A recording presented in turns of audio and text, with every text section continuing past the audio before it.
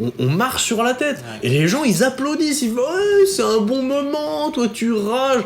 Mais oui, je rage parce que vous êtes cons. Voilà, c'est tout. Toi, tu fais quoi? Bah moi, je vais au McDo. Ouais, c'est bien, super projet de vie, connard. Allez, rentre chez toi, putain. Salut les Icos. Alors aujourd'hui, après l'interview que j'avais faite de Didier Bess en tant que professeur de guitare, puis du groupe Desert Duo, donc en tant que groupe de musique sur Limoges, aujourd'hui je vais vous présenter un guitariste spécialisé dans le métal, plutôt, que vous connaissez déjà peut-être sûrement dans le monde de la musique sur YouTube. Je parlais de Max Waimi. Maxime en français. Alors ce youtubeur, vous le connaissez déjà peut-être pour son ton assez cru, on va dire, dans ses vidéos, pour ses multiples raw talk, comme il appelle ça. Donc c'est des critiques assez musclées, on va dire, pour tout ce qui concerne la musique, les festivals, enfin tout ce qui tourne autour des artistes. Bon, mais je vais pas vous faire un résumé de sa chaîne là maintenant, il le fait bien mieux que moi, donc je vous propose de découvrir tout de suite son interview. C'est parti.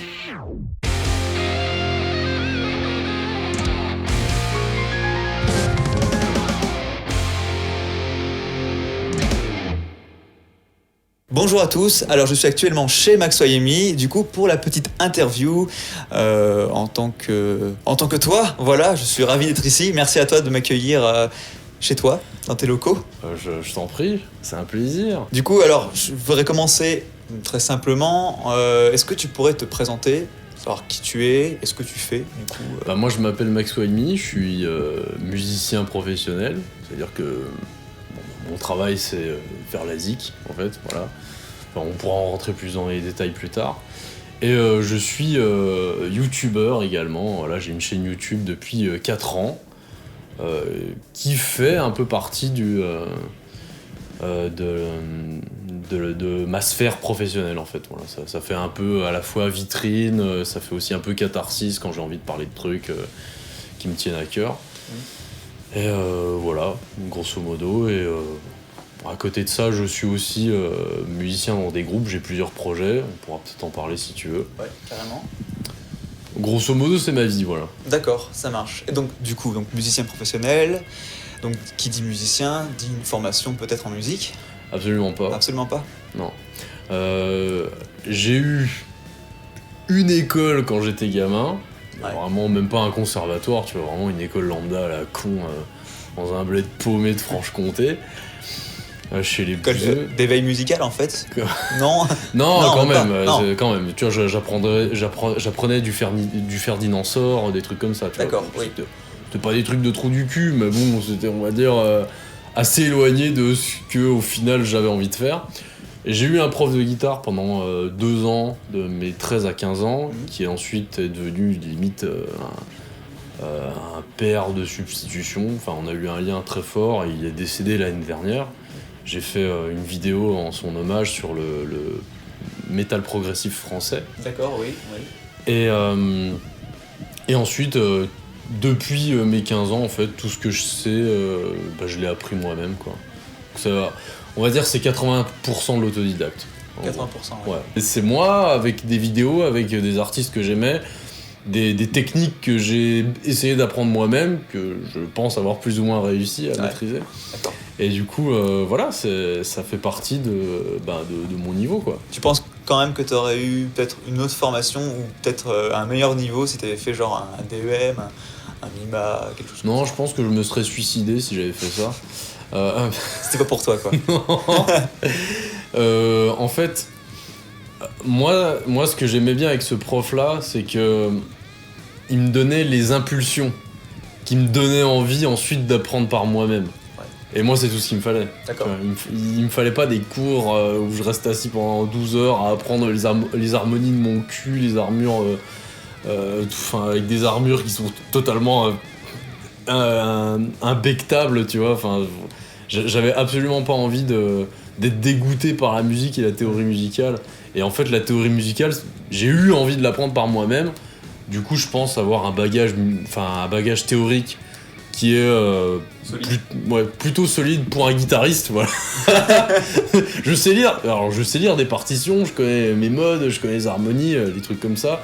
Pour un guitariste, c'est déjà très bien. C'est déjà pas mal. Ouais. Oh là, putain, les haters là, génial. Non, mais les guitaristes, c'est un peu les teubés de la musique, il y a vraiment... Les feignants, faut dire. Non, les teubés. Non, les teubés. Bah voilà l'essentiel quand même, tu vois. On va pas se faire chier avec tout le solfège, c'est directement la tablature, on a un morceau, on veut l'apprendre, effectivement. Ça marche quand même, ça très bien. Oui, mais au piano, c'est plus dur. Oui, mais en général, ils ont pas les neurones suffisants pour l'apprendre. Enfin bref. Voilà, ça c'est fait. Alors du coup, si je viens te rencontrer aujourd'hui, c'est pour te parler d'un thème en particulier, c'est comment devenir libre financièrement grâce à la musique. Et donc toi, dans ton cas, c'est que tu es compositeur. Alors, est-ce que du coup tu pourrais nous en dire plus, nous expliquer comment tu as mis ça en place, quels sont tes clients types, etc., etc. Bah en fait, moi, si tu veux, au départ, j'avais aucune idée de comment faire. Tout ce que je savais, c'est que j'ai fait des études d'ingénieur. Tout ce que je savais, c'est que ça me plaisait absolument pas, et je voulais faire musicien. Voilà. C'est vraiment parti de ça, quoi. Ouais. Ça s'est pas fait jusqu'à ce que j'ai à peu près 25 ans. Parce que, en fait, au départ, financièrement, ça allait pas trop, tu vois. Et en fait, le truc, c'est qu'à 25 ans, tu peux avoir des aides à l'auto-entrepreneuriat. Et si tu veux, c'est ça qui m'a donné envie de commencer à la base. Parce que forcément, quand tu commences, t'as pas de clients. Tu vois, c'est hyper dur et tout. Et donc, quand t'as 25 ans, l'État te file une aide quand tu commences à créer ton entreprise. Donc moi, je me suis dit, allez, je vais faire ça comme ça pendant les 3 premiers mois, donc je sais plus, c'est les 3-4 premiers mois où j'ai mon entreprise. L'État va me donner des sous pour que je puisse être un peu tranquille, et que j'ai le temps de me faire un petit carnet, de trouver des clients, tout ça. Alors j'ai fait vraiment tout ce que je pouvais, hein. J'ai fait de la pub sur ma chaîne, j'ai commencé à m'inscrire sur des sites de commandes clients, des sites qui te payent au lance-pierre, on va pas se mentir. Je te prends par exemple le site Fiverr. Ah oui. Alors ils sont très sympas chez Fiverr, tu peux avoir plein de clients qui viennent du monde entier, donc ça c'est vachement bien aussi. Mais alors c'est un peu des rats quand même. Ah oui. Bah ils te prennent 20%. Déjà, ok. Pas de soucis, c'est un peu élevé, mais ok. Mais ils te prennent aussi 20% sur tes pourboires. Ah bon, d'accord. Les gens te filent des pourboires, ils te prennent 20% dessus. Donc c'est un peu abusé quand même. Effectivement. C'est un peu abusé, mais bon voilà, je veux dire, Fiverr, ça m'a quand même permis de décoller, donc c'était plutôt chouette pour moi, tu vois. C'est dédié que à la composition ou t'as plein de choses? Non, t'as plein de choses, c'est plateforme de freelance. Ah oui, de freelance, d'accord. Donc, enfin voilà, c'était plutôt chouette, mais après, c'est vrai que le gros inconvénient de Fiverr, et moi vraiment ce que je reprocherais à cette plateforme, c'est que il y a toutes les nationalités qui peuvent aller sur ce site. C'est-à-dire que toi tu vas proposer tes compos, mais à côté il y a un Chinois qui va te proposer la même chose pour 5 fois moins. Parce que le niveau de vie va pas être le même, tu vois. Donc là, t'es là, tu fais d'accord, qu'est-ce qui me différencie, tu vois. T'es obligé. Déjà, j'étais obligé de pas faire mes compos trop chers, ce qui m'emmerde parce que clairement, je ne faisais pas payer ces compos-là à leur juste valeur. Ça m'emmerdait énormément. Et puis aussi, pour le niveau de vie dans un pays comme la France, c'est pas suffisant, quoi. Ouais. Donc voilà, ça m'a permis de décoller, c'était cool, j'ai pu faire ma pub. Mais c'est pas viable sur le long terme. Voilà. Non, mais grâce à ça, j'ai pu avoir un portfolio, tu vois. J'ai quand même, je sais pas, je dois avoir à peu près presque une centaine de clients sur Fiverr, tu vois. Donc quand t'as une centaine de clients qui t'ont mis 5 étoiles, tu peux envoyer ça à d'autres clients et ça les met en confiance, tu vois. Regardez, j'ai quand même 100 personnes qui m'ont dit juste avant que c'était pas mal ce que je faisais, donc peut-être que ça vous intéressera mes services, tu vois. Et du coup, après Fiverr, en fait, vu que ça m'a permis de me lancer, après j'ai parlé sur ma chaîne de mes clients, de clients que j'avais déjà, en fait. Et si tu veux, quand j'ai commencé à parler de clients, j'avais fait un rotalk sur mes clients. Et en fait, c'est à partir de là que les gens ils se sont dit « Ah mais c'est vrai, il compose lui !» Et du coup, il y a de plus en plus de gens, enfin en tout cas régulièrement, il y a des gens qui viennent me demander mes services pour des compos. Alors des fois c'est des professionnels, des fois c'est des particuliers. Ça dépend en fait, mais du coup ça a vraiment boosté ma carrière qui était déjà plus ou moins lancée. Voilà. D'accord. Et donc quelles sont les principales demandes de tes clients en fait? Je pense que c'est divers et varié, mais... Ouais, c'est assez divers et varié. La plupart du temps, c'est des gens qui viennent me demander un morceau original. Donc ils sont là, ils font ouais, alors j'aimerais un truc un peu heavy metal, s'il te plaît, tu peux me faire ça? Moi je leur dis ok, je fais pas de chant. Hein, voilà, donc de base je fais pas de chant. Ouais. La plupart des gens qui me demandent ça, c'est soit des gens qui sont dans des groupes qui sont absolument nuls en termes de composition et qui veulent que quelqu'un compose leur truc. Alors j'ai jamais compris ce concept, mais apparemment il y en a qui adorent ça, donc pourquoi pas, allez-y, hein, moi j'adore faire ça de toute façon. Et puis des fois c'est des chanteurs qui ont envie de chanter, qui ont envie de compos originales pour chanter dessus, et voilà, bah je leur fais ça. D'accord. Et des fois aussi c'est des gens qui ont les idées et qui n'ont pas les moyens, ou qui n'ont pas le talent. Alors ils me demandent de refaire proprement une compo enregistrée de manière totalement dégueulasse, qu'ils ont faite il y a 15 ans dans leur garage, tu vois. Ils me disent « Ah, j'aimerais bien que tu me refasses ça, s'il te plaît. » Moi, je lui dis « Ouais, ok, pas de problème. » Ça m'est déjà arrivé de temps en temps. Et j'ai aussi des entreprises qui viennent me contacter pour des jingles, des trucs un peu métal, ou des fois des trucs un peu funky ou électro. Ça m'arrive, voilà, de voguer dans ces styles-là. En fait, si tu veux, quand t'es compositeur, forcément, il y a des gens qui vont te demander des trucs qui vont te faire sortir de ta zone de confort. Je fais du métal, moi à la base heavy metal, hard rock, années 80-90, ça c'est ce que je préfère. Je fais aussi du prog, parce que voilà, j'aime beaucoup explorer des trucs au sein du métal. Mais clairement, quand t'as, je sais pas, quand t'as un Turc qui arrive et qui te fait « Ouais, excuse-moi, j'aimerais bien que tu me fasses un espèce de morceau pseudo-électro à partir de une note de synthé. » Alors, t'es là, t'es obligé. Je relève le défi. Bah ouais, tu vois, parce qu'à un moment donné, il faut manger à la fin du mois, donc tu te dis ok, alors je vais essayer ça, tu vois. Alors, tu essayes et tu t'entraînes et au final, voilà, à force de bosser là-dessus, t'y arrives quoi. Ouais. J'ai fait des choix, il y a des trucs que j'ai choisi de pas faire en musique, mais j'ai aussi décidé d'élargir mon domaine de compétences, donc musique électronique, donc en utilisant tous les trucs du genre Ableton, etc. Ouais. Je me suis auto-formé à Ableton, et puis voilà, le blues, le funk, ces trucs-là, un peu de la soul. J'ai essayé de me former un peu à tous ces niveaux, même un peu à la musique orchestrale, tu vois. Ouais. Mais après, je sais que mon domaine de prédilection, c'est voilà, les musiques entre guillemets extrêmes. Et c'est plus ça ma branche, quoi. Ouais. Les gens viennent me voir aussi parce que... ce style-là en particulier. Ouais, parce que j'ai un style qui est finalement assez hard rock, tu vois, heavy metal. Et c'est vrai qu'aujourd'hui, les styles qui sont proposés chez les compositeurs métal, c'est plus du métal bas du front de merde, genre new metal mes couilles, ou alors des trucs trop extrêmes, tu vois, genre death, black. Et au final, t'as quasiment plus personne qui va te proposer des compos heavy metal. Alors que c'est ça que les gens recherchent le plus. D'accord. C'est vraiment être con, sans déconner. Hein. Non mais et du coup, voilà, moi, je suis un peu dans ma zone de confort, même si j'essaye de m'élargir pour justement ne pas être trop monomaniaque. Et en même temps, j'ai un style qui plaît. J'évolue dans un style qui se trouve être un style qui plaît pas mal aux gens en général. D'accord. Donc c'est plutôt pas mal pour les compos. Oui, effectivement, quand t'es musicien, faut essayer de t'intéresser, pas parce que ce que t'aimes, quoi. Ah, t'es obligé. De toute façon, voilà, je vais pas te mentir, à peu près un tiers, voire un peu plus de mes clients, c'est des gens qui vont pas du tout me demander de hard rock ou heavy metal. Donc voilà, t'es obligé de t'adapter un peu quand même. Ouais. Et donc du coup, grâce à tout ça, combien de temps t'estimerais que t'as mis pour être financièrement indépendant grâce à ton activité ? Justement, j'ai été financièrement indépendant à peu près à partir du moment où je l'ai commencé, cette activité. Ouais. Mais du coup, pour la mettre en place, il m'a fallu 2 ans. Ah, quand même, ouais. Un petit peu long. Et dans ces 2 ans, il y avait quoi en fait ? C'est vraiment... de la déprime. D'accord, la peine. Voilà, non, mais en fait, j'avais déjà des groupes, je composais surtout pour moi. Mais bon, globalement, je gagnais pas d'argent, tu vois. Et du coup, j'étais pas indépendant.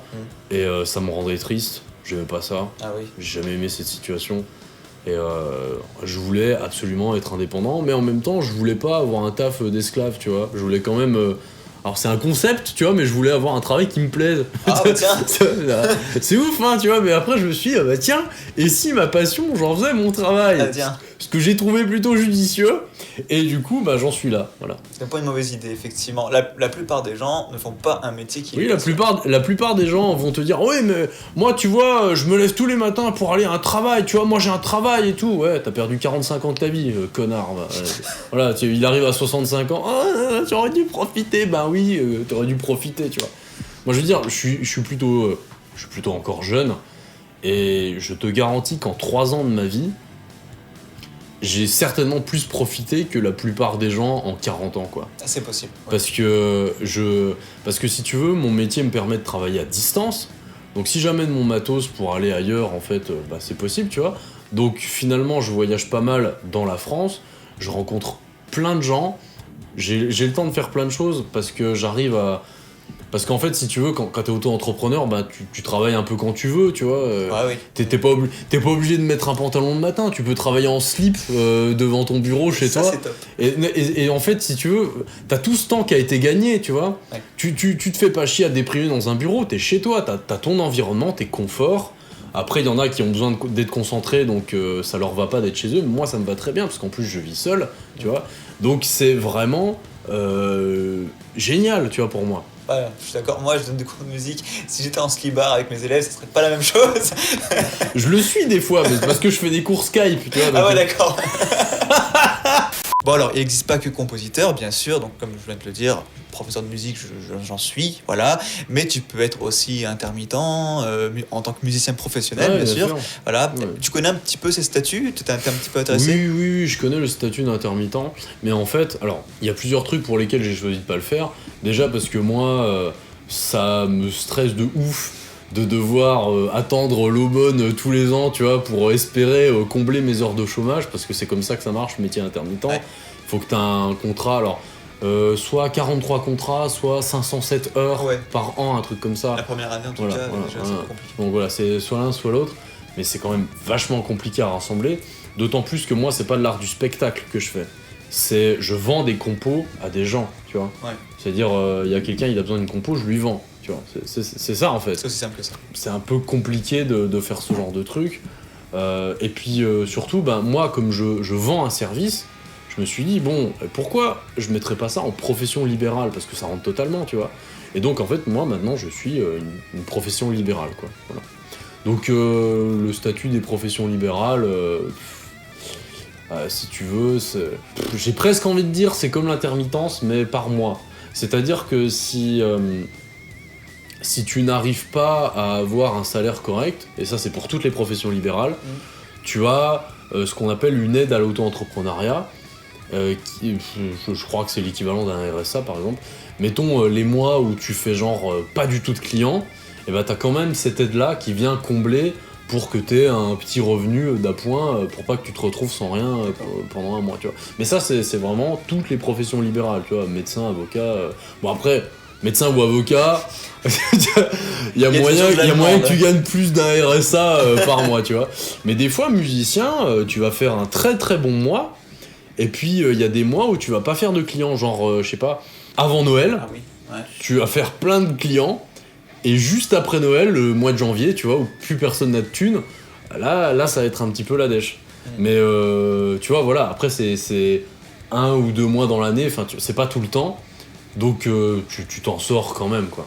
Alors normalement j'ai pas une micro-entreprise, je crois que c'est un statut différent enfin c'est un statut particulier au sein de l'entrepreneur, je m'en rappelle plus exactement, mais profession libérale, tu es auto-entrepreneur. Bien sûr, Voilà. tu fais ta profession à ton compte, bien sûr, mais je crois pas que ce soit exactement le même régime, alors c'est pour ça.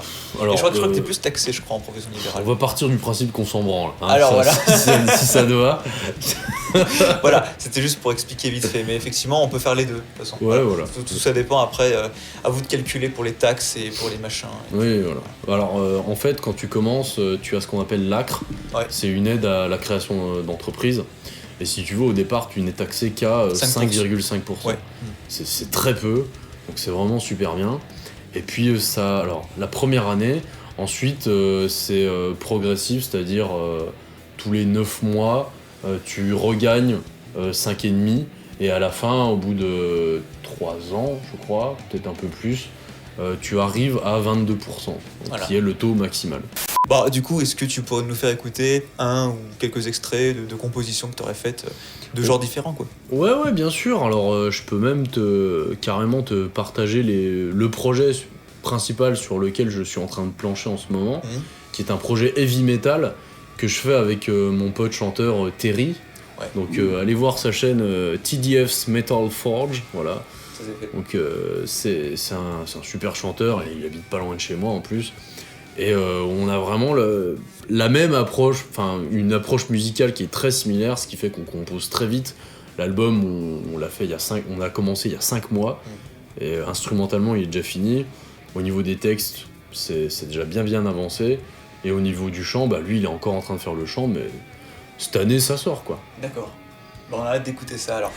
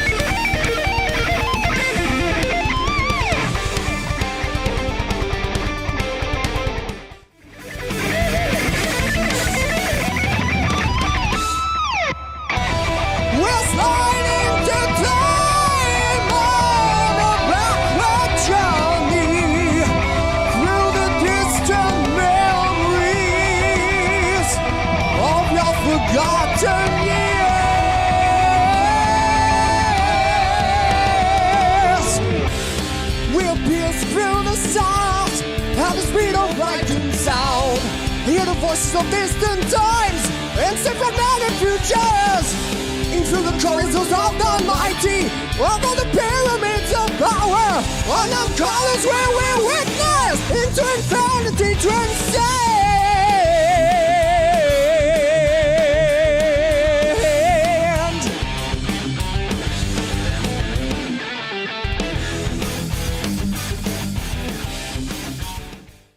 T'es sur YouTube depuis maintenant un petit bout de temps. Donc pour revenir là-dessus, donc tu m'as dit que ça t'a beaucoup aidé pour avoir des clients après Fiverr, bien sûr. Ouais. Voilà. Mais du coup, donc toi, au niveau de ta chaîne, t'expliquais aussi que c'était plus, enfin, tout ce qui te passe un peu par l'esprit, t'aimais bien le mettre pour faire partager aux autres. J'essaie de garder une ligne directrice quand même, Quand tu même, vois. ouais. Mais sinon, ouais. Du coup, ce que tu évoques dessus, en gros, c'est quoi? Pour ceux qui connaissent vraiment pas, pour plus rentrer dans les détails, quoi, en fait. Métal, voilà. Ouais. Métal progressif. Métal d'un point de vue, entre guillemets, sociologique. J'aime pas le dire comme ça parce que ça fait pompeux. Tu sais, ça fait genre, je suis un intellectuel et tout, alors qu'en fait, je passe mon temps à gueuler sur les autres. Mais voilà, globalement j'aime bien parler de métal, de musique. Tu vois, par exemple, moi ce qui me tient à cœur, c'est aussi de défendre le droit des artistes, parce que putain, j'en ai vraiment marre qu'on se foute de notre gueule. À un moment donné, faut arrêter les conneries, quoi. Et ça, c'est mon format des Hero Talk qui me permet justement de faire valoir un petit peu la considération pour les artistes, ce qui m'a permis entre autres d'avoir une tribune pour pouvoir dézinguer le Rockin' Mill et Philippe Manœuvre, là, parce qu'à un moment donné, faut arrêter de foutre de notre gueule, quoi. Des gens comme ça qui font rien de leur putain de journée, qu'ils ont payé des milliers pour faire... Alors lui, il a été payé des milliers juste pour faire la setlist du Rockin' Mill et pour en faire un peu la com, alors putain, mais... Ouah, mais sans déconner, l'avocat qu'il y a dans mon frigo, il s'y connaît mieux en rock, c'est incroyable. C'est ça que de dire que Eddie Van Halen, c'est le seul meilleur guitariste que le monde ait connu. Non mais tu vois bien, quoi. Non mais c'est effectivement quoi, ouais. Juste Devin Townsend, juste ce mot, tu vois. Non mais... Voilà, tu prends ce mec, c'est un artiste... Oui, non mais tu vois, en fait, je sais pas, le problème avec Philippe Manœuvre, c'est que ce mec-là est au rock ce qu'un fer à repasser est à une course de Formule 1. C'est-à-dire, on sait pas ce qu'il fout là, tu vois, il sert à rien, voilà, tout simplement. C'est vraiment... Et du coup, moi ce qui m'énerve aussi c'est que les gens qui font des chroniques, les chroniqueurs, les gens qui parlent en fait, les gens qui parlent, c'est-à-dire qui consomment de l'art et qui ne font que parler de l'art sans jamais rien produire d'eux-mêmes. En théorie, alors, quoi. Non mais il en faut de ces gens-là. Le problème c'est qu'aujourd'hui on a tendance à plus écouter ces gens-là que les artistes eux-mêmes. Les artistes ont tendance à dire ferme ta gueule toi, tu sais que faire de la musique mais ton avis il vaut rien, tu sais pas réfléchir en fait. À un moment donné, fermez-la quoi, tu vois, on est là. Oui, c'est grâce à nous que c'est de la musique quand même. Oui, non, mais c'est ça en fait. Et les gens ont souvent plus tendance à respecter les chroniqueurs, les gens qui ont consommé de la musique toute leur vie, machin, ou des fois qui n'en consomment pas mais qui connaissent rien et qui parlent quand même, hein, comme Philippe Manœuvre. mais le problème, c'est que tu vois, on oublie un peu la parole des artistes. C'est-à-dire, Déjà c'est un métier, hein, faut arrêter de penser que c'est juste le plaisir ou c'est une passion. C'est un métier, c'est un métier qu'on passe notre temps à dénigrer. Tu vois, mon retour, ça m'a permis de parler par exemple de la condition des artistes en tournée. J'ai parlé dans un de mes épisodes d'une tournée complètement à chier qu'on avait fait avec mon groupe. Mon groupe Drainolize, voilà, hard rock, on sort notre album cette année. On va sortir des clips aussi prochainement, donc je tiendrai les gens informés par rapport à ça. Et ça s'est renforcé, ma conviction de défendre les artistes avec ce format-là s'est renforcée quand j'ai fait un épisode sur Christine Angot, qui était la chroniqueuse chez On n'est pas couché, qui avait dit que artiste c'était un plan B, tu vois, ou un truc comme ça. Enfin, artiste c'est toujours le plan B parce qu'avant on veut toujours faire autre chose parce que c'est systématiquement mieux, tu vois. Artiste c'est le truc moins bien quand on n'a plus de solution. Tu vois, c'est vraiment le dénigrement constant de ce métier qui fait que à la fin les artistes sont pas reconnus, les artistes vivent dans la précarité et ça commence à faire chier quoi. Et tu vois, ces gens-là qui te disent que tu vas jamais réussir dans la vie, c'est les mêmes qui veulent pas te payer quand tu fais un truc. Non mais c'est... Ah oui, parce que ça va te perdre. Mais oui, mais c'est vraiment des connards en fait. non mais sérieusement. Le mot est dit. Non mais sérieusement, ces gens-là. Alors je vais pas citer de nom en particulier parce que sinon c'est injure publique. Mais ces gens-là, ce sont des connards. Et regarde, Philippe Manœuvre. Alors c'est pas lui le problème, mais l'événement, le Rock in 1000. Rien que le fait d'aller à Paris pour apprendre 20 putains de morceaux, se faire chier à faire une répète avec 1000 autres musiciens sous la canicule et ne pas être logé, ne pas être défrayé, ne pas être payé, enfin rien du tout. Défrayé sortant sur Paris. Oui, voilà, c'est ça, ne pas être défrayé, déjà ne pas être payé, je trouve ça scandaleux, mais en plus ne pas être défrayé, ni quoi que ce soit, mais on marche sur la tête. Ouais. Et les gens ils applaudissent, ils font ouais, c'est un bon moment, toi tu rages. Mais oui, je rage parce que vous êtes cons. Voilà, c'est tout. Alors, j'ai eu quelques commentaires quand même des gens qui y ont été et qui ont dit non mais c'était vraiment super effectivement. Alors, moi je l'ai fait, mais pas à Paris. Le même jour, il y avait, moi je l'ai fait dans les arènes de Dax, ça s'appelait le We Are The Band, et c'était beaucoup plus humain que ça, qu'apparemment de ceux qui, enfin moi de mes connaissances qui l'ont vécu en fait, par rapport à Paris. Je veux dire, on était, déjà les arènes de Dax c'est un peu plus petit, on était 750 musiciens, donc pas 1000 mais c'est presque pareil. Même sans ça, franchement, c'était vraiment super quoi, et vraiment, on était, en plus ça coûte beaucoup moins cher d'accéder à Dax que d'accéder à Paris, au Stade de France, mais même sans ça après c'était... Vraiment, franchement, on était bien... Enfin, c'était vraiment une association qui créait ça, quoi, en fait. Ouais, non, mais d'accord, mais tu vois, tu prends des pilotes de Formule 1, tu prends des boulangers, je suis sûr ils adorent faire leur métier, ces gens-là. Mais va leur dire de faire ça gratuit. Tu vois. Oui. Alors, en fait, d'accord, eux, c'était pas leur métier, c'était des amateurs, tout ça, mais... quand est-ce que les gens comprendront que tout travail mérite salaire en fait? Donc à un moment donné, faut savoir se faire respecter, faut arrêter de se foutre de la gueule des gens. Et j'irai même plus loin, c'est que Philippe Manœuvre, lui il va te dire qu'il adore chroniquer des trucs, il adore le rock, le Rock in 1000 pour lui c'était un événement machin, tu crois qu'il a pas été payé peut-être? Donc voilà, faut arrêter de se foutre de la gueule du monde, hein. Et puis lui, il a servi à pas grand chose, hein. Il a juste fait une setlist avec 20 morceaux que tout le monde connaît déjà. Waouh, bravo la culture, merci champion. Et puis bon, il a quand même été payé, je pense, un sacré bon cachet, quoi. Alors qu'au final, ceux qui ont fourni le plus de travail, c'était les mecs qui étaient dans le stade. Qui pour la plupart ont trouvé ça trop génial, machin, mais oui, mais désolé mes cocos, vous êtes fait bien niquer parce que normalement, on est payé pour ce genre de prestations, voilà. Alors ça t'empêche pas de kiffer, mais faut quand même être payé. Parce qu'en fait, je t'explique le principal problème de ne pas payer ces personnes-là pour un tel service, c'est qu'après, tu vas disrupter complètement le marché, quoi. À partir du moment où les gens se rendent compte que tu peux inviter des musiciens pour jouer gratos, et ils vont arrêter de te payer, en fait. Tu vois, t'es un groupe, tu veux faire un concert dans un café, c'est déjà extrêmement dur d'avoir un cachet. Les gens, tellement c'est des gros rats, ils veulent pas te filer d'argent. Alors si en plus, il y a des gens qui revendiquent le fait de jouer gratuitement pour le plaisir, mais on va pas s'en sortir en fait.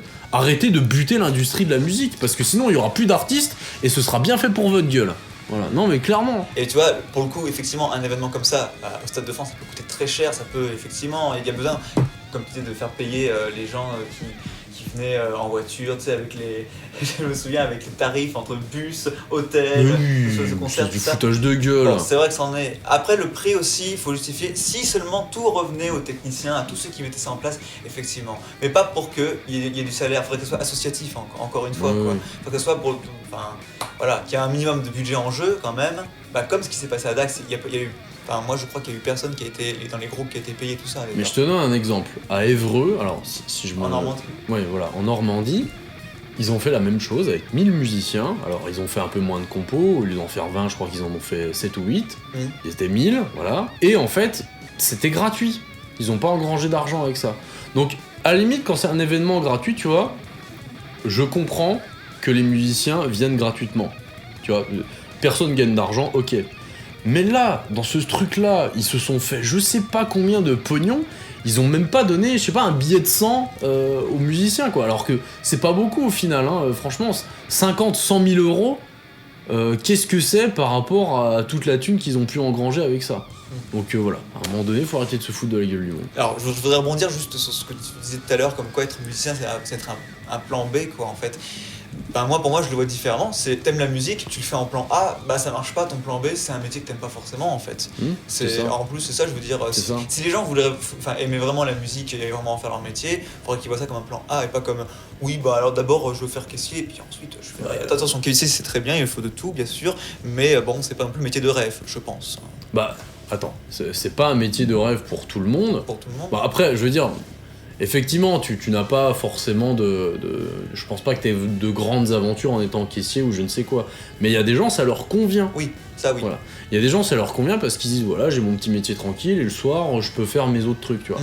Mais moi, je veux pas ça. Est-ce que tu crois vraiment que des gens comme Johann Sebastian Bach ou Wagner, tu vois, ils composaient leur symphonie en rentrant de 12 heures d'usine, tu vois? Non, tu rentres de 12 heures d'usine, aujourd'hui, qu'est-ce que t'as envie de faire? T'as juste envie d'enlever tes putains de godasses, te mettre devant Netflix et rien foutre de ta putain de soirée, en fait. De te mettre devant Netflix, voilà, et rien foutre de ta putain de soirée, en fait. C'est ça, t'es pas productif, t'es lessivé après une journée de travail manuel ou des trucs comme ça, avoir des connards défiler devant ta caisse, oh, j'ai oublié de peser mes carottes, attendez, madame, je reviens. Oh là là, ça doit être vraiment chiant, tu vois. T'arrives chez toi, ton cerveau il dégouline par tous les trous, en fait, tu n'as absolument plus aucune substance nécessaire à la création de quoi que ce soit. C'est vrai. Donc à un moment donné, oui, il faut comprendre que musicien c'est un taf à plein temps. Et moi là, je suis sur 4 projets musicaux en même temps. Là, on a fini l'album avec Terry, donc ça fait un album sur les 4, quasiment 2 parce que l'album de Drenolize, moi mes parties instrumentales elles sont terminées. Mais je suis lessivé en fait, tu vois. Il me faut un temps de récupération. Ouais. Tu vois, et ça tu peux pas l'avoir quand t'as un autre métier à côté en fait. Je comprends, ouais. Voilà. Ou alors tu le fais comme ça. Oui, voilà. Bon, et du coup, pour finir sur YouTube, donc t'expliquais que dans tes vidéos, dès que la caméra est allumée, t'as un petit personnage en fait qui est en toi et qui ressort d'un seul coup. Ouais. Mais même là un peu, tu vois. Oui, bah là ça se ressent très bien, effectivement. Ouais. Voilà. C'est pas une vidéo rotalk, mais on n'est pas loin. Oui, non, mais c'est la caméra qui me fait cet effet. Je deviens tout fifou dans une caméra. Non, mais c'est parce que déjà, YouTube, c'est un monde qui est... Enfin, Internet de base, c'est un monde qui est sans pitié. C'est-à-dire tu fais une connerie, les gens ils vont retenir, ils vont te lyncher dessus pendant des années, des fois, tu vois, s'ils aiment pas ta gueule, ils vont te lyncher dessus. Et puis bon, des fois ils vont passer à autre chose, mais s'ils te revoient, ils vont pas hésiter à te ressortir ça, tu vois, ou des trucs comme ça. C'est très cynique, les gens ont tendance à penser, à dire ce qu'ils pensent un peu plus, même des fois à exagérer le côté méchant. Parce que voilà, ils sont derrière des ordis, alors quand ils me voient en vrai, les gens ils ont ils osent rien faire, ils osent rien dire parce que bizarrement, Un clavier, c'est plus facile. bizarrement, clavier c'est plus facile. Et du coup, en fait, quand t'es sur internet, il faut faire attention. Donc, si tu fais attention, il te faut une protection, tu vois. Moi, ma protection, c'est le personnage. Tu vois. Ah oui. En fait, moi, c'est ma façon de séparer le privé et le professionnel, tu vois. C'est pour ça que j'ai horreur des youtubeurs lifestyle, par exemple. Ah, ouais. C'est des gens qui vont essayer de faire des trucs zen, machin, et tu sens que, je sais pas, tu sens qu'ils balancent les mêmes conneries dans la vraie vie, et moi, ces gens-là me font peur. Enfin, bref. Non, mais si tu veux, c'est trop intime pour moi, ce genre d'approche, tu vois. Donc j'essaye de mettre ça un petit peu en scène, d'avoir une plus grosse verve devant la caméra, d'écrire aussi mes vidéos. J'essaye d'écrire le plus de vidéos possible. Je les écris pas toutes, mais j'essaye d'en écrire. Et j'essaie d'avoir un ton qui s'éloigne assez du ton que je peux employer dans la vraie vie. Comme ça, les gens, ils voient bien la différence. Et ils voient bien... Enfin, les gens qui me sont proches, tu vois. Ouais. Les gens qui me sont proches, ils voient bien que je suis pas pareil.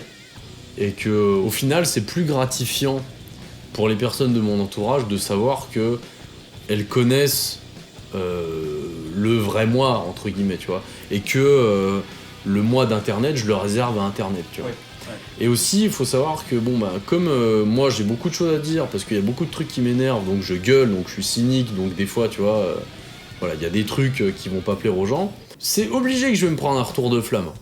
Donc à un moment donné, si t'es pas solide, en fait, tu te fais bouffer sur internet, tu vois. Donc faut être solide, tu vois ce que je veux dire. Ouais. Et puis effectivement le personnage, ça permet au moins que si on te critique, ton personnage aussi, dans ce cas-là, plus que toi. Ouais, voilà, bien sûr. Et du coup, ce qui est vachement bien, c'est que les gens, ils me critiquent, ils essayent de faire ma psychologie en essayant de se baser sur la psychologie du personnage qui est en vidéo. Et du coup, moi je suis là, quand je regarde leurs commentaires, je fais mais cette personne n'a pas du tout cerné ma mentalité. Ouais. Et du coup, ça fait que, alors je te jure, la quasi-totalité des haters tapent à côté. Les mecs me touchent pas, c'est un truc de fou en fait. Et c'est pour ça que moi je le vis très bien d'avoir des vagues de haters parce que ils font de la pub gratuitement. Non mais ils font de la pub gratuitement et en plus ils sont complètement cons. Alors moi ça me fait rire, tu vois, vraiment. Mais je pense que c'est compliqué, enfin c'est pas fait pour tout le monde aussi en fonction du caractère. Moi peut-être aussi je pense, oui. Voilà, arriver à se détacher de ce qu'on dit. J'en ai eu quelques-uns d'ailleurs, mais bon, alors que pourtant... je pense pas être méchant. Non, mais il y a des trucs juste qui sont pas d'accord avec moi, avec ma façon de faire, que ça marche pour moi, mais que eux, c'est pas leur façon de faire. Notamment entre les professeurs de musique, surtout à leur compte. On dit ouais, mais toi, t'as la méthode universelle. Non, c'est pas vrai du tout. En fait, c'est ma méthode, je sais qu'elle marche depuis. Moi, c'est comme ça qu'on m'a enseigné, c'est comme ça que je l'enseigne, que ça marche. Après, si t'as une version différente, tant mieux pour toi. Hein, mais... Non, mais de toute façon, quoi que tu fasses, il y aura toujours des connards qui font rien pour te dire que tu fais pas bien. Bien sûr. Tu vois, mais alors, toi, tu fais quoi? Moi, je vais au McDo. Ouais, c'est bien, super projet de vie, connard. Allez, rentre chez toi, putain. Non, mais tu vois, c'est des gens qui vont rien foutre de leur vie, de leur putain d'existence, en fait, qui vont toujours te faire la leçon, te dire que gna tu devrais faire ci, tu devrais faire ça. Ta gueule, en fait, je fais ce que je veux, tu vois. Voilà. Et ça plaira forcément à d'autres gens. Voilà, non, mais réponds ça. En fait, si tu veux, si t'essayes de trouver le truc parfait, tu fais pas. Bah oui. Alors, moi, ce que je dis, voilà, il y a des gens. Il y a des gens, ils essayent de calculer pendant 300 000 ans avant de se lancer dans un truc. Moi, je suis plus de l'école de ceux qui font, tu vois. Même si c'est pas parfait, tu fais, point, fais des trucs en fait. Tu fais des trucs. Et puis tu verras que après tu vas te perfectionner et après ce sera de mieux en mieux. Mais au moins tu commences à faire des trucs. Parce que si t'attends le bon moment pour le faire, tu fais jamais. Voilà, ça arrive. Oui, exactement. Justement, c'est le grand principe de l'entrepreneuriat. Faut oser se lancer. Au début, c'est sûr que c'est pas parfait. Hein. Alors bon, Cyprien, c'est pas mon idole forcément, mais il m'a montré, j'étais sur sa première vidéo qu'il avait faite. C'était horrible, quoi, je veux dire. Et puis maintenant, je veux dire, avec sa première Game Boy, là... Le YouTube d'avant les années 2010, c'était quelque chose. Ouais. Voilà, bon, donc tout le monde se perfectionne, et puis on en retient que le meilleur, après, si c'est bien fait, et puis voilà. On retient l'évolution aussi. On retient l'évolution, et puis, en fait, si tu veux... Alors, je veux juste tempérer un truc que tu dis, c'est que... Lancez-vous dans l'auto-entrepreneuriat, enfin essayez de vous lancer si vous avez envie de vous lancer. Oui, voilà, je veux dire, je force pas les gens à se lancer dans un truc, sinon ça fait trop macroniste. Voilà. Et les startups. Ouais, non, du coup, voilà. Bref. Non mais du coup, voilà, si t'as envie de te lancer, si t'as un projet, mais il faut que tu trouves la force de le faire parce que sinon tu vas le regretter toute ta vie, quoi. Ouais. C'est ça. En fait, si tu veux, je dénigre pas l'esprit salarié. Tu vois, je suis en train de te dire que si les gens ont envie d'être auto-entrepreneurs, s'ils ont un truc en tête et qu'ils se disent ah ouais, ça serait bien de faire ça, ben essayez de le faire. Voilà, tu vois, essayez de le faire et même si c'est pas parfait au début, lancez-vous, quoi. Parce que sinon, vous allez le regretter toute votre vie. Voilà, c'est tout. Donc du coup, on arrive vers la fin de l'interview. Donc là, je vais poser quelques questions que j'ai eues de mes lecteurs. En fait, qui m'auraient vas-y, posé. Voilà. vas-y. Alors, j'adore, moi. Alors du coup, d'abord, tu utilises un ton acide dans tes remarques qui plaît à beaucoup à beaucoup de gens et qui forcément en énerve d'autres. Mais quelle est la raison de cette intonation? Alors même si tu en as un petit peu parlé déjà. Parce qu'en plus, tu veux que je sois gentil? Non mais ils sont vraiment... Non mais à un moment donné, faut arrêter les conneries là. C'est quoi ce bordel? Non mais oui. C'est le personnage. Ouais, voilà, c'est le personnage. Et puis en fait, je sais pas, moi, c'est pas forcément. Enfin, le ton est pas forcément acide. C'est cru surtout. Oui. C'est-à-dire que moi, ce que j'aime bien, c'est pas prendre 4 chemins pour arriver à dire un truc. Si tu veux, quand les gens ils vont parler d'OPS, alors si un mec il aime pas OPS et qui va présenter quand même ce groupe sur internet, il va faire alors oui, mais alors moi je vous explique quand même, c'est pas tout à fait mon style, ce n'est que mon avis personnel. C'est bon, ta gueule, arrête de t'excuser pendant 3 minutes. Moi j'arrive, je dis bah c'est de la merde, voilà, tu vois. Et puis les gens ils comprennent, tu vois. Voilà. Alors ça les énerve, oui, ça les énerve qu'on touche à leur groupe préféré, mais à un moment donné, faut savoir que je dise que c'est mon avis ou pas, ça reste mon avis. Tu vois, les gens ils disent ouais, mais tu prends ton avis pour une vérité générale, mais c'est le cas de tout le monde, connard. À un moment donné, quand tu dis c'est de la merde ou alors je pense que c'est de la merde, c'est quoi la différence? Parce que dans tous les cas, tu le penses. Bah oui, du coup c'est ça. Tu vois. Donc à un moment donné. Après, il y en a, ils se fixent quand même sur l'opinion générale pour en déduire des choses. C'est là, du coup, qu'ils disent bah, du coup, c'est pas mon avis, mais c'est ce qui, en règle générale, du coup, tout le monde pense ça, donc ça a l'air d'être de la merde, par exemple. Non, mais c'est pas ça que je te dis, c'est qu'il y a des gens, ils vont s'excuser de pas aimer un truc, ils vont dire oui, alors c'est vrai que ce groupe-là, bon, c'est pas trop mon style, j'aime pas trop, voilà, mais bon, enfin. Non, moi j'arrive, je dis ouais, bon, bah ça c'est de la merde, mais bon, c'est vrai que y en a qui aiment bien, voilà, c'est tout, tu vois. Mais ça reste ce que je pense, bien sûr, tu vois. Et si les gens ils ont pas compris ça, eh ben tant pis, je vais pas prendre une vidéo, enfin je vais pas prendre le temps de m'excuser, de dire ce que je pense par rapport à des groupes, tu vois. Et puis je vais pas prendre le temps non plus de leur expliquer que tout ce que je dis, ça reste mon opinion. C'est évident quand même quand tu regardes une vidéo de quelqu'un, non? Bah, c'est oui, rien. Et puis si tu veux, ce que j'aime bien dans ce style, c'est que ce style direct, tu vois, ce que j'aime bien, c'est que bah, ça va dans le vif du sujet directement, tu vois. T'as pas de langue de bois et tout, et je pense que c'est ça aussi qui fait que les gens ils aiment bien, ou alors ils sont captivés, même s'ils aiment pas, tu vois. Peut-être qu'ils aiment pas, mais ils sont captivés, je pense, par ce style où tu passes pas par 4 chemins pour dire ce que tu penses. Et puis aussi, je pense que ce qu'ils aiment bien, c'est le fait que je passe pas mon temps alors, avant je le faisais plus, c'est vrai, mais aujourd'hui j'ai arrêté d'essayer de me justifier ou de faire quoi que ce soit, tu vois. Là, je vois des apprentis haters, des apprentis trolls sur le net qui essayent un peu de faire pareil que moi. Ah oui. Ouais, en métal ou des trucs comme ça. Ils essayent d'avoir un peu avoir ce ton-là, mais ils ont pas les épaules, ça se voit en fait. Parce que à toutes les vidéos, ils reparlent des rageux, ils reparlent des haters, ils font ouais, si t'aimes pas mes vidéos, t'as qu'à pas les regarder, et puis machin. Et puis après, ils essayent de faire les trolls, tu vois, mais ça se voit que ça marche pas parce qu'ils assument pas en fait. Ça se voit qu'ils ont pas les épaules. Les mecs ils se mettent déjà dans tous leurs états alors qu'ils ont quoi 30 fois moins d'abonnés que moi. Alors imagine, tu vois, quand on a 33 000 et que t'as une grosse exposition, le nombre de haters dans la gueule que tu te prends. Bon, aujourd'hui j'en ai rien à foutre, quoi. Vraiment rien à foutre. J'ai une super vie, je m'en bats les couilles, tu vois. Et le problème c'est que quand déjà à 1000 abonnés tu fais genre le hater c'est tout et que t'as pas les épaules pour le faire, ah bah là tu te casses la gueule, tu vois. Là clairement, moi je donne pas cher de la peau de ces gens-là. Je vais pas citer de nom en particulier parce que ce serait un affront que de faire de la pub à ce genre de déchets. Mais en gros, ce qu'il faut comprendre, c'est que c'est pas donné à tout le monde de pouvoir supporter ce genre de ton. Mais aussi, le fait est que quand tu arrête de te justifier quand tu prêtes pas attention aux haters, et que tu continues quand même à donner ton avis de manière crue. Il y en a un que j'adore sur YouTube, il s'appelle Glenn, de Spectre Studio. C'est un anglophone. Et le mec, il a cet avis cru, sans concession, et il balance tout comme ça en mode un peu haters, tu vois, mais il connaît à fond son sujet, et j'adore regarder ses vidéos. Dans le même style, t'as Become the Night, qui est aussi un progueux, un peu élitiste comme ça, comme j'aime, tu vois, qui fait de la provoque, mais qui dit aussi ce qu'il pense de manière assez crue, et qui a une bonne capacité d'analyse. Et moi, je pense que c'est des gens comme ça qu'il faut, en fait.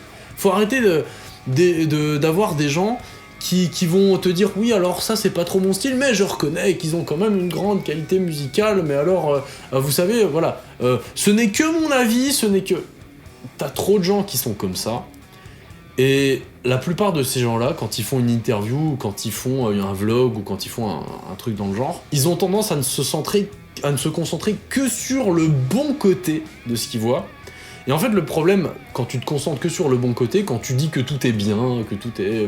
Voilà, quand tu vois que le positif à chaque fois, bah limite, ça désintéresse, parce qu'en fait, dans la vie, on sait qu'il n'y a pas que des bons côtés. Et du coup, ça décrédibilise ton propos, je trouve, en fait. Et ça donne l'impression que tu sais pas analyser les choses, quand tu dis que tout est bien, tu vois. Donc moi, j'essaye de pas me donner de filtre, de dire, quand j'aime pas un truc, je dis que j'aime pas, quand j'aime un truc, je dis que j'aime bien. Et j'essaie d'analyser les deux côtés. Et là, les gens, ils voient qu'il y a quelqu'un qui a de l'esprit critique derrière, en fait. C'est tout. Et en fait, tes vidéos, après, elles sont plus captivantes. Je suis d'accord. Je pense que c'est pas donné à tout le monde. Hein. C'est pas donné à tout le monde. Ça, je te l'accorde, il faut être capable d'affronter les shitstorms. Moi, honnêtement, ça me fait rien. Mais il y en a que ça touche beaucoup. Et ça, je comprends tout à fait. Après, moi, je suis plus dans l'éducation, entre guillemets. Hein. C'est genre, juste que je vais plus être à titre d'apprentissage de la musique, effectivement, plutôt que de râler sur un sujet, effectivement. Donc, c'est moins mon style, et c'est plus pour ça que je me suis orienté sur ce genre de vidéos. Même, tu vois, d'interviewer des gens comme toi qui savent de quoi ils parlent aussi. Donc, c'est pour ça. Après, moi, je pense que j'aurais peut-être pas autant les épaules que toi pour le supporter. Mais de toute façon, au bout d'un moment, si jamais j'ai beaucoup de vues, va bien falloir que je lui fasse quand même, et que je fasse du tri, quoi. Mais fais ton style. Chacun son style, et c'est très bien comme ça. Alors du coup, j'avais encore 2 autres petites questions. Donc là, absolument rien à voir. Du coup, quelle est l'utilité de la connaissance de l'harmonie en composition ? Ça te permet de rendre les trucs plus hauts, quoi, c'est tout. Enfin, de savoir ce que tu fais. Ouais, d'habiller les compos, de savoir ce que c'est qu'une tierce, tu vois, par exemple. Moi qui fais du heavy metal, tu vois, si tu sais pas ce que c'est qu'une tierce, t'es mort. Alors là, clairement, tu peux plus composer de heavy metal si tu sais pas ce que c'est. Pour ceux qui connaissent pas, comment tu pourrais qualifier ce que c'est que l'harmonie, en fait ? Parce que peut-être la question est un petit peu floue pour beaucoup. J'en sais rien. Pour moi, l'harmonie, alors tu vois, moi j'ai pas de formation, mais pour moi l'harmonie c'est la connaissance des gammes, des modes, des intervalles, quoi, tu vois. Enfin, des accords aussi. Oui, des accords. Ouais. Un accord, c'est juste une suite d'intervalles, en fait, qui sont joués simultanément. Mais voilà, pour moi c'est ça, quoi. Bon, je pense que c'est plus compliqué que ça dans le fond, mais effectivement ça se résume à ça, entre guillemets. Ouais. Enfin, en tout cas, du coup, c'est important. Intervalle, degré, gamme, mode, oui. Oui, voilà, exactement. J'ai oublié degré. Et du coup, la dernière petite question, et là, du coup, c'est plus en mode... Vas-y, qu'est-ce que tu penses du metalcore ? Oui, parce que j'ai eu cette question aussi, donc je te le demande comme ça. Je trouve que... C'est intéressant que tu poses la question, parce que en fait c'est de la merde. Qu'est-ce que je te dis ? Alors moi j'aime bien, mais j'aime tout. Enfin j'aime beaucoup de choses. Mais c'est vrai que du coup. Alors méfie-toi, parce que les gens qui disent j'aime tout, en général c'est ceux qui n'aiment rien. Voilà. Si, j'aime beaucoup de choses. Non mais tu sais, les gens qui disent ouais j'écoute de tout machin, en général ils écoutent de la pop, du R&B, de l'électro, et ça, puis d'accord. C'est terminé, tu vois. Voilà. En covoiturage souvent, t'écoutes de tout. Ah oui, de tout. Donc du rock aussi. Ah non, pas le rock. Hein. Le rock en général, alors, c'est pas non mais tu leur fais écouter du krautrock des années 70 ou alors du free jazz, tu vois. Voilà. Et puis tu regardes comment leur visage se décompose comme ça. Ah non, moi j'écoute énergie, j'écoute fun, donc t'écoutes pas tout, quoi, en fait. T'écoutes rien, quoi. 1%, t'es mignon, t'as 0,0001% de tout le spectre musical, sachant que là on va parler que de musique occidentale, hein. Si on commence à aller dans les autres pays et qu'on s'intéresse aux musiques traditionnelles dans le monde entier, T'as un spectre qui est Énorme. oui, énormissime. Bon, enfin bref, non, le metalcore. C'est pas ta tasse de thé en tout cas. Non, ça m'intéresse pas. Non. Honnêtement, je pourrais développer, mais non, j'ai pas envie, Genre, c'est de la merde. Voilà. Typiquement, des groupes metalcore, Bullet for My Valentine, Kill Switch Engage. Non, c'est pas ça que t'appelles Casse-toi. Switch Engage, Bullet. Après, il y en a d'autres si tu veux, mais. C'est vrai que ça fait un peu rockado quoi en fait. Alors. Un petit peu. Il n'y a pas que ça, si tu veux. Moi, il y a des trucs de Kill Switch que j'aime bien, tu vois. C'est pas le problème, c'est juste que. Le problème, c'est que c'est des gimmicks vus et revus. Moi, je trouve ça tourne un petit peu en rond. Il y a des trucs que j'adore, hein, genre Dream Shade, qui est considéré comme du metalcore. Très mélodique, que j'aime beaucoup. Mais bon, voilà, moi c'est pas un style qui m'intéresse de base, c'est toute cette hype autour des styles entre guillemets modernes, donc tu vois, tu vas trouver aussi le deathcore, le gent, il y a tellement 300 milliards de groupes par an de ce genre de trucs, et il y en a tellement peu qui sont retenables, que moi ça me fait chier, tu vois, je préfère évoluer dans mon style, moi c'est prog, heavy, je suis plus dans un style années 80-90, j'essaye d'intégrer des trucs un peu modernes. Moi, tu vois, du gent, moi, si on s'arrête à Animal As Leaders, ça me pose pas de problème, tu vois. Ouais. Mais voilà, si on commence à aller plus loin dans le gent, ça commence vite à me faire chier, quoi. Donc, ouais, non, mais j'essaye de prendre mes influences qui sont pas toutes modernes, tu vois, et de les remettre au goût du jour avec ma patte, quoi, mon style, tu vois. Il y a des trucs que je fais, je sais que c'est ma patte parce que les gens, quand ils écoutent, ils me disent « Ah, on sent que c'est toi qui compose et tout ». Donc apparemment, j'ai une patte, j'en suis très content. Et je vais pas chercher plus loin, moi, si tu veux. J'ai un groupe, moi je le dis souvent, mais mon groupe fétiche, c'est Freak Kitchen, qui a maintenant 26 ans de carrière, 27, je crois, un truc comme ça. Ouais. C'est pas un groupe tout récent, tu vois. Mais Mathias Eklund, c'est un mec qui va se renouveler constamment. C'est un guitariste de fou avec un niveau... incomparable. T'écoutes déjà ce qu'il faisait sur Appetizer à 25 ans, c'est démentiel, vraiment, il a un niveau bien meilleur que Malmsteen, je trouvais. Ah ouais ? Ouais, et en plus, il a une propreté inhumaine, une rapidité incroyable, et puis des idées, surtout, des idées d'effets avec sa guitare, enfin tu sais pas d'où il sortait ça. Moi, j'écoutais ça, je me dis, mais d'où il sort ça, ce mec ? Il a aucune pédale, rien du tout. Il fait tout qu'avec la guitare, tu vois. Et même aujourd'hui, il se renouvelle, il tente des trucs. C'est pas toujours bien, tu vois, mais il tente des trucs. Et il essaye pas de se mettre dans cette hype moderne avec tous ces groupes qui ont un son qui est vraiment beaucoup trop homogène, en fait. Si tu veux, les mecs, ils allument Bias FX... ils mettent le preset Tosin Abasi, tu vois, et ils font tout leur album comme ça, j'en peux plus. Ouais, c'est clair. C'est toujours le même son de guitare à chaque fois. Oh là là, quelle horreur. Bon, bah écoute, sur ce, on a terminé. Est-ce que t'as un dernier truc à dire ? T'avais pas une question encore ? Bah non, j'ai tout. Ah d'accord, ok. Ah, j'ai tout fait. Dernier truc à dire, je sais pas, chips, voilà. Chips, voilà. J'aime bien terminer mes interviews avec le mot chips. D'accord. Dans mon interview précédente, c'était Brest, tu vois, le groupe qui disait un mot de la fin, Brest. Ouais, Bah, voilà. toi, c'est chips. Ouais, j'adore. Du coup, ouais, je peux aussi te montrer des trucs à la gratte, si tu veux, en deuxième partie de vidéo, je sais pas. Et bah avec plaisir, oui, lui-même j'y avais pensé, et puis ouais, carrément, c'est une bonne idée.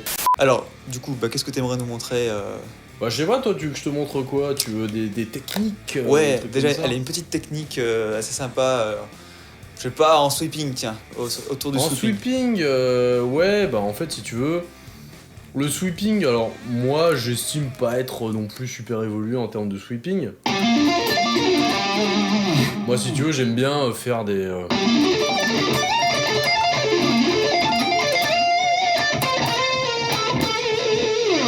Alors, si tu veux, j'aime bien m'inspirer de plans un peu néoclassiques pour faire du sweep. Et si tu veux, c'est dans ce type de sweep que connaître les intervalles, ça devient assez utile. En général, tu sais, les plans un peu néoclassiques, c'est très con. C'est octave, tierce, quinte, et tu fais ça dans tes plans en sweep à chaque fois, quoi. D'accord. Donc là, pour le coup, c'est un truc que j'avais vu sur un plan à la Jason Baker. Tu connais, hein, Jason Baker ? Ouais. Donc là, en fait, on est en tonalité de La. D'accord. Et on est en. Ouais, c'est du La mineur. la mineur naturelle, tu vois, on se met en la mineur naturelle en général. Tu vois.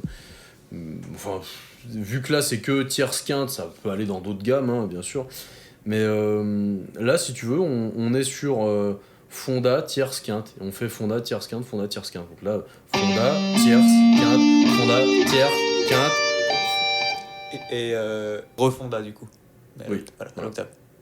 Voilà, exactement. Donc si tu veux, ça c'est le genre de plan qui m'intéressait pour plusieurs raisons. Déjà parce que t'as quand même un certain écart à faire à la fin, donc je me dis ouais c'est cool pour s'entraîner, etc. Ça utilise le petit doigt. Et puis aussi parce que en plein milieu, t'es obligé d'utiliser un mini barré avec ton annulaire. Et donc ça c'est pas mal pour travailler la technique, tu vois.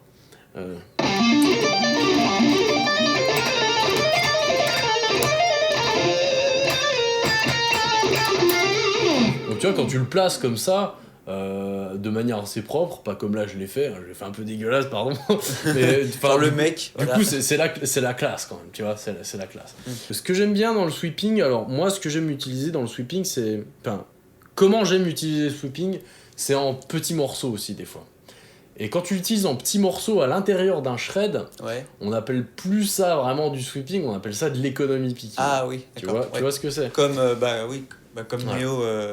Comme Neo Geo Fanatic, Voilà. pardon. Alors moi, j'utilise pas ces techniques, puis j'ai pas son niveau surtout.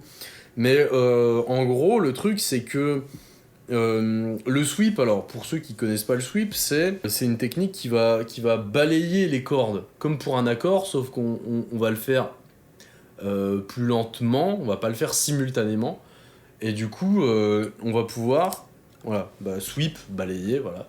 On va pouvoir justement faire un effet de balayage sur les cordes qui va être joli en fait finalement. Et l'économie picking du coup c'est le faire, c'est grosso modo la même chose mais par petites touches en fait si tu veux. Il y a un plan que j'adore faire, c'est ça.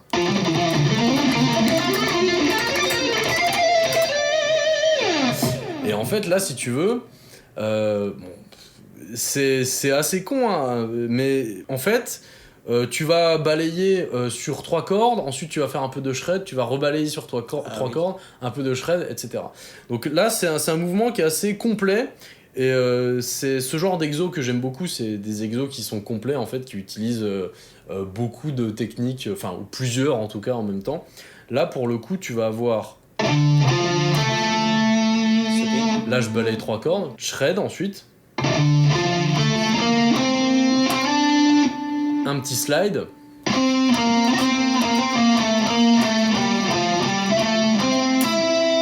Et là, je recommence.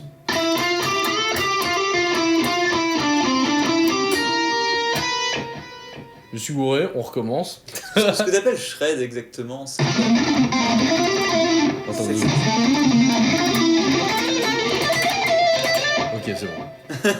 Ce que t'appelles shred en fait, c'est le fait de jouer vite, de gratter vite quoi en fait. Oui, c'est de l'aller-retour en fait, c'est de D'accord. l'aller-retour simple et basique, mais enfin, normalement, les techniques de shred en fait, ça inclut aussi le tapping, le sweeping et trucs comme ça, mais après je dis shred par abus de langage. Voilà. Par un jeu solo très prononcé, Ouais, très rapide. ouais. En gros, là, je vais commencer, je vais faire les 3 premières cordes en sweeping. Donc là, c'est que de l'aller. Ensuite, aller-retour. Un petit slide. Donc là, c'est que de l'aller-retour. Ensuite, et là, ensuite, je recommence à faire le mini sweep.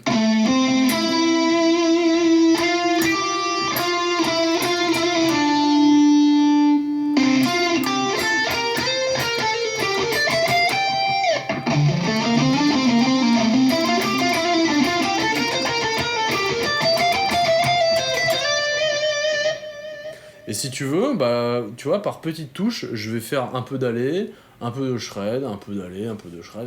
C'est l'économie, en fait, c'est ça, quoi. Ouais. Tu vois, c'est le fait de... Tu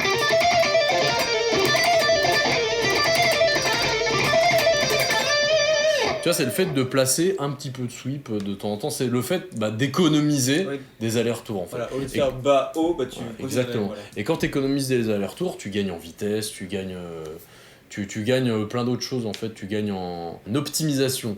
Oui. Voilà. Bah oui, du coup. Exactement. Je pourrais te donner aussi d'autres plans. Alors moi, ce que j'aime bien en ce moment, c'est chercher des plans en me basant sur les intervalles. Donc là, tout à l'heure, je t'ai parlé, tu sais, du sweeping en faisant octave, tierce, quinte. Bah là, je cherche des méthodes d'économie picking, mais en me basant, pareil, sur des intervalles. Alors là, mon dernier truc, c'est un espèce de plan qui marie octave, tierce, quinte, septième. Et je te l'ai montré tout à l'heure, je peux te le remontrer.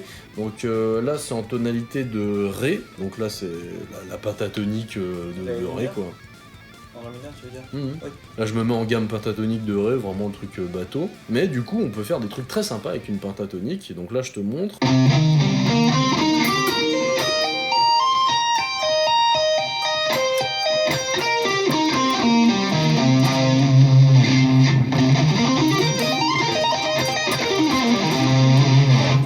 Donc là, si tu veux, c'est un truc, en fait, c'est octave, tierce, quinte, septième à chaque fois. Octave, tierce, quinte, septième, octave, tierce, quinte, septième, octave, tierce, quinte, septième, octave. D'accord. Ouais, c'est une septième Merde. mineure, du coup. C'est la gauge, je pense, qui fait ça. Ouais, c'est le gars qui fait ça, mais c'est aussi dur de le faire lentement. Mon annulaire est en train de chier un petit peu. Mais du coup, ce que j'aime avec cet exo, c'est qu'il y a tout. Ce plan-là, tu vois, je me suis créé un plan perso, tu vois, où il y aurait de tout. C'est-à-dire au début, là, t'as de l'économie. T'as aussi un peu des hammer-on, tu vois. Et puis aussi, à la fin, tu as la petite partie tapping. Alors, la petite partie tapping qui est très tricky, parce que j'utilise mon majeur et mon annulaire.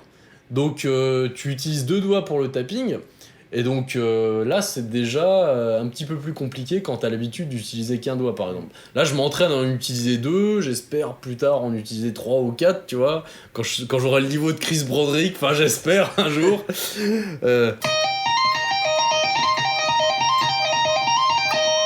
Tu vois, et en fait, ce mouvement-là, il y a genre 3-4 mois, avec l'annulaire, j'y arrivais pas du tout, quoi. Et donc, à force de m'entraîner, là, je le maîtrise un peu mieux.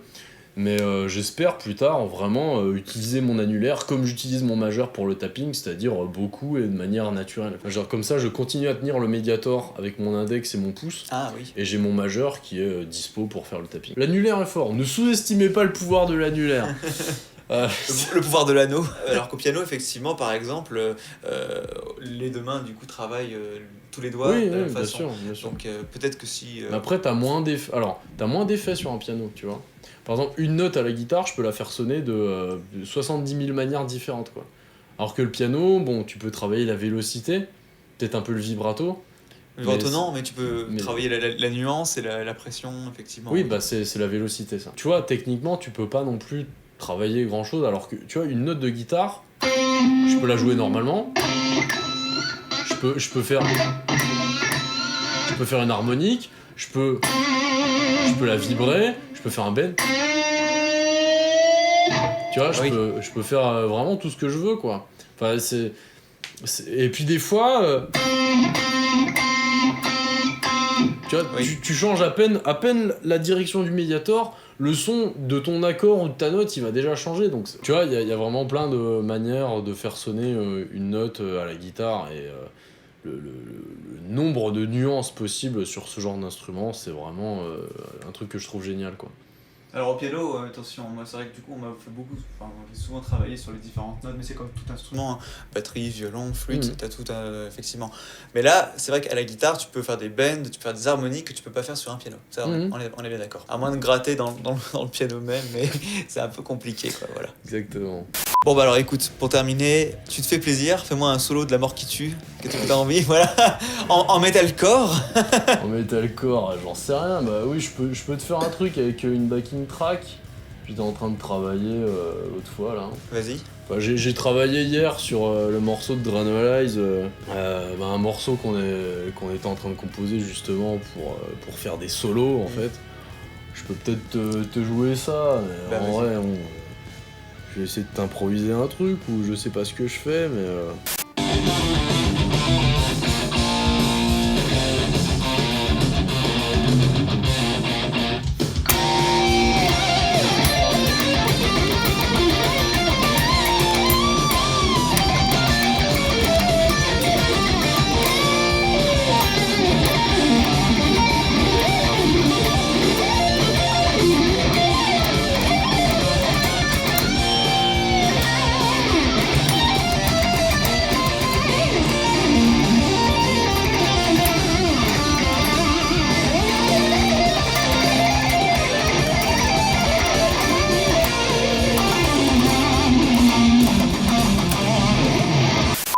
franchement, je te l'ai à moitié improvisé parce que, je sais pas, j'avais envie de faire un truc différent de ce que j'allais faire sur l'album. Vous aurez un autre truc sur l'album, hein, je me suis encore plus marré. Le solo a été terminé hier, du coup. Là, je t'ai fait un truc moins bien. Là, je suis pas content de ce que j'ai fait, mais voilà. C'était un peu redondant, même par endroit, mais je sais pas si le rendu est sympa, mais en tout cas, voilà, ça c'est, ce sera un morceau qui sera uniquement dédié à mettre les solos en avant sur l'album, parce qu'on a envie de vraiment mettre la grosse pétée, une bonne grosse pétée, tu vois, un bon coup de pied dans le hard rock français. Et le morceau s'appelle Passage en force. Voilà. donc l'autre gratteux, mon pote Julien Brunello, lui aussi il va faire un putain de bon solo sa mère, et c'est un excellent gratteux également, donc on se fait bien plaisir là-dessus, quoi. Ok. Voilà. Bon. Bah, j'espère que ça te fait plaisir. Carrément. Voilà. Ah oui, carrément, franchement. Maintenant, casse-toi. En tout cas, j'ai hâte d'écouter l'album au final. Ouais, voilà. carrément. Où c'est qu'on pourra le retrouver? Du coup, vas-y, fais ta petite pub. Ah bah du coup là normalement si on se démerde bien vous pourrez le retrouver dans les bacs et puis en vente sur le net, quoi, tu vois, mais sur tous les supports de téléchargement possibles, toutes les plateformes, et puis en physique normalement bon on va se démerder pour avoir une grosse maison de prod qui va nous permettre de le vendre partout, quoi. Ok. Donc t'inquiète pas là-dessus, normalement t'auras pas de mal à le retrouver. Ça devrait savoir. Ok, très bien. Et puis toi du coup ta chaîne, donc on peut retrouver sur Max Wayme, voilà. Tu peux me retrouver sur Max Wayne Music, donc c'est ma chaîne secondaire qui a pas beaucoup d'abonnés, qui est pas très active, mais ça risque peut-être de changer avec mes projets musicaux qui avancent. Mais voilà, principalement sur Max Wayme, sur mon Instagram, mon Facebook. Voilà, j'y suis assez actif, donc n'hésitez pas. Voilà. Bon allez, bisous sur les fesses à tout le monde. Et puis merci Maxime. Je t'en prie. Max Wayme. Max Wayme, voilà. Ok. Attention toi.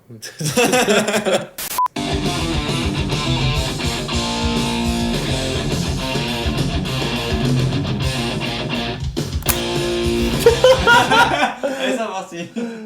Voilà, cette interview d'environ 1 heure s'arrête ici. Donc merci à vous de votre fidélité si vous l'avez regardé jusqu'au bout. Je vous l'avais dit, on se laisse facilement et rapidement captiver par ses remarques au ton un peu cru. Mais qu'on soit d'accord ou pas avec lui, il faut quand même avouer que c'est un excellent musicien. Donc j'espère que les 2-3 petits conseils qu'il a donnés à la fin vous aideront à développer votre technique de guitare. Moi personnellement, il m'a quand même foutu une claque, faut l'avouer. Et le sweeping pour moi, c'est pas encore ça. Alors, il y a du boulot, je sais, mais quand on peut arriver à un résultat comme ça à la fin, bah ça donne envie. Voilà, si ça vous a plu, n'hésitez pas à mettre un petit pouce, un petit commentaire, à vous abonner avec la cloche si vous l'avez toujours pas fait. Et je vous préviens, les prochaines interviews vont être lourdes, très lourdes. A plus les écoutes.